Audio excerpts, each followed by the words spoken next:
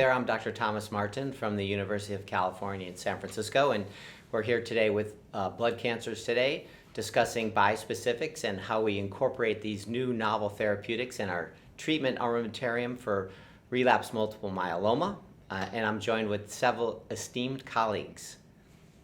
Hi, I'm Angela Dispenzieri, Mayo Clinic, Rochester, Minnesota. Hi, Ajay Chari, recently at University of California, San Francisco as well. Ajay Nooka from Emory University. So I want to address two things with Talquetamab, Ajay, and you've treated a far majority of the patients with Talquetamab, which is awesome. So any difference in this CRS management for you for Talquetamab, and then what about the oral and the skin toxicity? I would say the CRS ICANS not really different. Step up is the same. I think one thing we should distinguish it from is the infection, right? So if you look at the BCMA, you see a fair number of non-progression deaths, primarily due to infections, often due to COVID, but TAL was enrolled in the same time period and has had no COVID-related deaths. And we've actually shown that TAL does not abrogate COVID vaccine responses.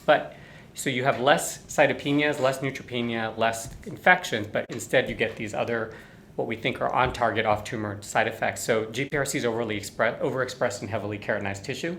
So we tend to see rashes, which tend to occur early, quite manageable with topical emollients and steroids, and rarely, if it's a grade 3 rash, which is very uncommon, you can use a short course of oral steroids.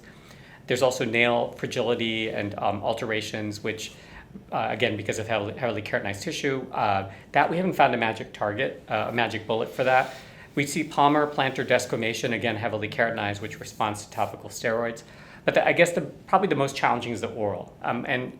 We don't quite understand the pathophysiology. GPRC is expressed in some salivary gland tissue, but not necessarily GPRC5D in the areas of taste that we're looking at.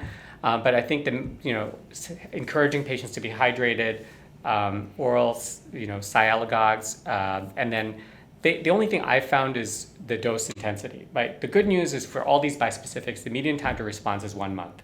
So most of these patients are responding, and you then have the luxury of skipping a dose or holding it and restarting at a lower dose, and that has been the mainstay. So I would say at Sinai we had probably altogether mono and combo about 100 patients on TAL, and only one patient came off for non-PD. Mm-hmm. And so I think if you educate the team and the patient and then dose adjust, those people usually can stay on and get the maximal benefit.